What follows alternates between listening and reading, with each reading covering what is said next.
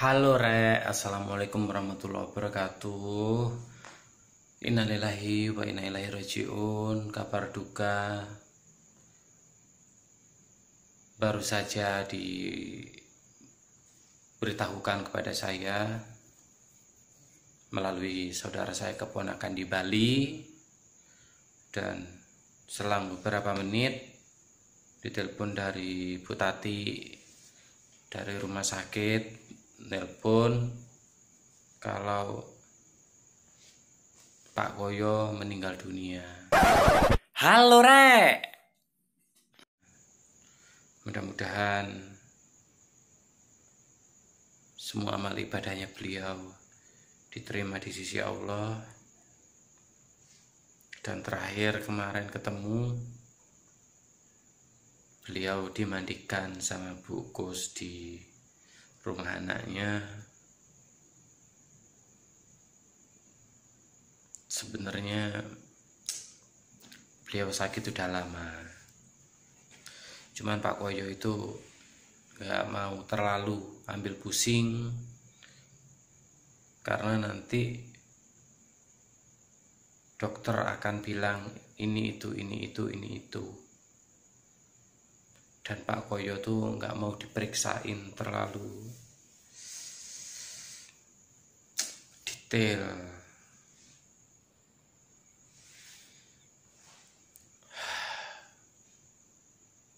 Sebenarnya aku tuh ya mau pulang tapi nggak saat ini. Insya Allah tanggal 20 ke atas, insya Allah. Tapi dengar kabar kayak gini, aku juga sedih nggak bisa pulang.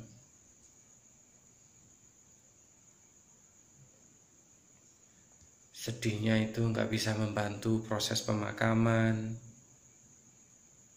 dan lain sebagainya.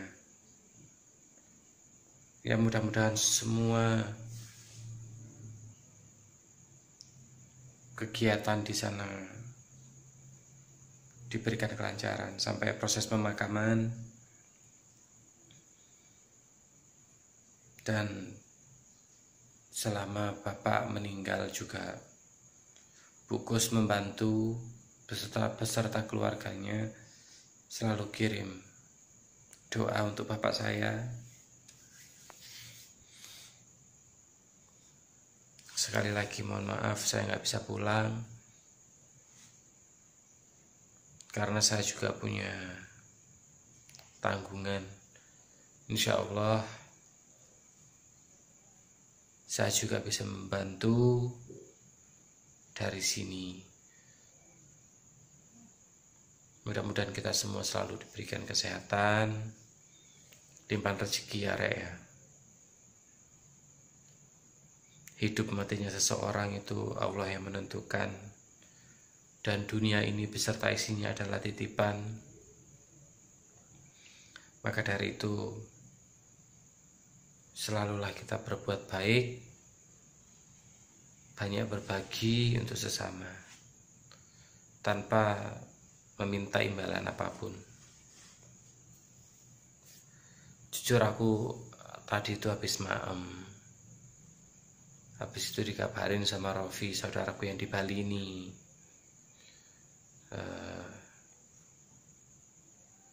Cak katanya, Pak Koyo nggak ada umur. Aku ya sedih gitu loh teman-teman, karena aku juga pernah merasakan ditinggal seorang bapak ya. Tapi ya semuanya itu memang udah jalannya Allah. Dan Pak Koyo sekarang juga nggak sakit lagi, Bapak juga nggak sakit lagi. Tapi kembali lagi teman-teman, kalau aku cerita Bapak itu kayak nggak ada habisnya, karena aku terus dibayang-bayangi penyesalan. Karena waktu itu juga aku bener-bener kondisi nggak punya, dan saudaraku Melisa tuh juga bilang, Cak, go nang puskesmas, nanti kalau masalah biaya aku yang nanggung. Tapi akhirnya kan aku ngomong sama keluarga aku juga kan, ayo diperiksain. Tapi mereka juga menolak karena waktu itu masih pandemi ya. Jadi mereka khawatir, padahal aku udah ngajak. Sebelum ditawarin Melisa waktu aku di Bali juga, aku nyuruh bapakku dibawa ke spesialis, minimal di rongsen ya, biar tahu benjolannya. Tapi setelah parah-parahnya, dan benjolan itu teman-teman namanya hernia itu ya, dalam waktu 2 bulan itu langsung besar. Mungkin karena nggak ditangani. Kalau almarhum Pak Koyo ini kan memang sakit langsung dibawa ke rumah sakit, seperti itu. Dan waktu itu aku udah sepakat, memaksa keluargaku akhirnya mau prepare ambulan juga. Aku kalau inget-inget itu sedih teman-teman, karena aku juga udah ngomong sama bapak, Pak yang kuat, besok pagi kita ke puskesmas.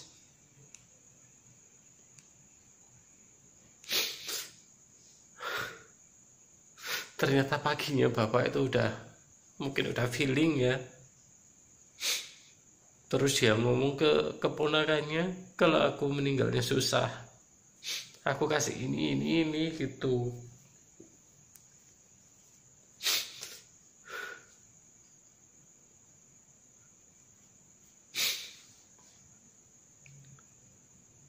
Dan siang itu aku sama istriku mau periksa ke bidan. Karena bidannya tutup, aku masih sempat-sempatnya makan mie ayam, karena istriku pengen banget mie ayam. Habis pulang,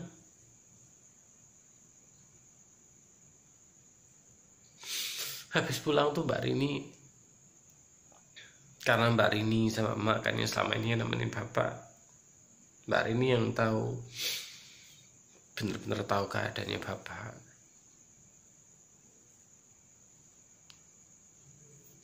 Bapak itu disapa udah mulai bengong. Bapak disapa tuh udah kayak ngeliat ke sana sini kayak orang bingung gitu.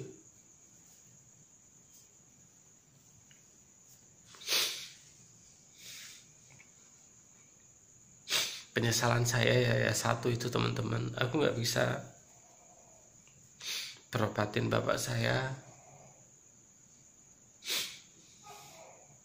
Dan aku bener-bener tega banget waktu bapak bilang, aku nggak kuat, yang sabar pak, pasti sembuh. Tapi aku sama sekali nggak ada tindakan bawa dia ke rumah sakit atau puskesmas. Ya karena itu tadi, aku kan harus kudu izin lah ngomong ke keluarga, nggak bisa karena aku sepihak bawa ke rumah sakit atau ke puskesmas. Akhirnya bapak nggak ada umur sekitar jam 3 pagi. Bingung aku. Dan Pak Koyo ini, meskipun dia sakit, sempet-sempetnya ke rumah nengok. Kayak Pak Buh juga, kakaknya bapak. Malah kemarin tuh aku dimimpin Pak Buh, dia bawa bunga. Aku khawatir gitu. Mudah-mudahan Pak Buh juga diberikan kesehatan, panjang umur. Meskipun dia tuh pikun, meskipun dia itu bandel, tapi dia tuh sayang banget sama cinta. Mudah-mudahan ya keluarga kita semuanya selalu diberikan kesehatan, Dan kenapa saya ngevlog, bikin video-video dengan keluarga, biar tahu, biar kita tuh suatu saat bisa menunjukkan ke anak-anak kita, cucu-cucu kita, ini loh mbahmu, ini loh saudaramu, seperti itu. Apalagi kayak cucu-cucunya Pak Koyo kan banyak. Kalau salah satu dari keluarga nggak ada yang videoin semasa hidupnya atau foto semasa hidupnya, jadi kayak anak cucunya itu nggak ada yang tahu, seperti itu. Mudah-mudahan keluarga yang ditinggalkan diberikan ketabahan, terutama Dik Lis yang sabar, Bukus yang sabar, karena semua ini adalah titipan. Dan kejadian ini juga mengingatkan kepada kita supaya kita tahu, kita ingat kepada yang menciptakan kita, dan kita wajib menjalankan ibadahnya. Meskipun kadang kita bolong-bolong beribadah.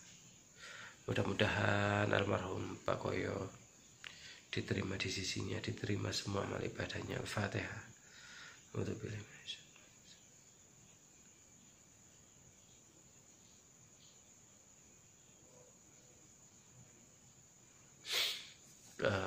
Tadi juga Bu Tati nelpon dari rumah sakit, minta tolong untuk semua saudara-saudaranya bisa dihubungi, karena ini udah tengah malam ya teman-teman. Aku ngubungi semua saudara, nggak ada yang aktif, termasuk makku juga nyambung tapi nggak diangkat karena makku susah bangun. Akhirnya nomor istriku tak hubungi juga nggak diangkat. Akhirnya HP istriku aku lacak, istilahnya aku sadap gitu ya. HP istriku tak sadap, habis itu alarmnya tak nyalain, tak kencengin biar dia bangun. Akhirnya berhasil bangun. Habis itu setelah dia matikan notifnya itu kan kelihatan di HP, langsung tak telepon WA, dia angkat. Ada apa? Saya bilang Pak Koyo nggak ada umur, bangunin emak, suruh ke rumah wetan. Akhirnya ke sana. Mbak Rini yang pertama kali tahu adalah Mbak Rini. Habis itu saudara-saudara, keponakan-keponakan, semuanya yang di kampung nggak ada yang tahu. Dan aku dikabarin ini sama keponakanku yang di Bali juga, Rofi. Setelah itu dari pihak rumah sakit mengabari saya, dari saya ke desa, dari saya habis itu ngabarin ke Mas Bambang.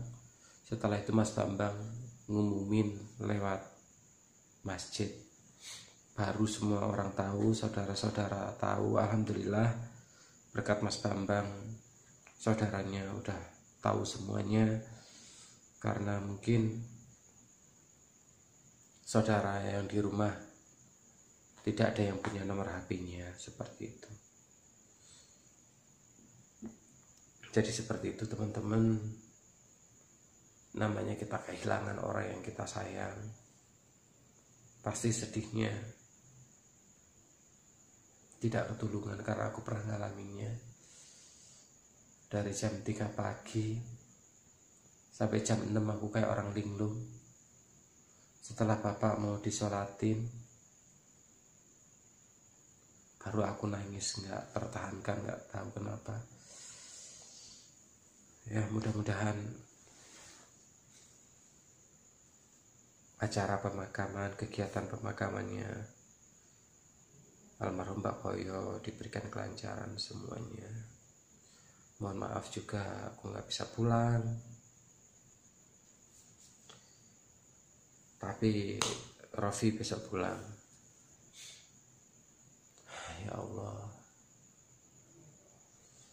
karena di video-video sebelumnya aku tuh sempat curhat ya, menggibah lah ya, dengan Pak Pi, dengan Pak Koyo, Astagfirullahaladzim, Bu Tati sama Pak Pi. Kalau Pak Koyo itu memang gak mau diobatin segala macam. Tapi ya mungkin ini jalan yang terbaik supaya apa ya menjadi jauh lebih baik lah ya, sembuh atas izin Allah. Mungkin ini jalan yang terbaiknya. Ya udah teman-teman, karena ini udah jam 2 pagi petang, di Jawa berarti jam 1-an. Mudah-mudahan almarhum diterima di sisinya dan diterima amal ibadahnya. Ya wes, aku pamit undur diri. Ya silope love banget. Terima kasih ya teman-teman udah menyempatkan waktunya untuk menonton video ini, meskipun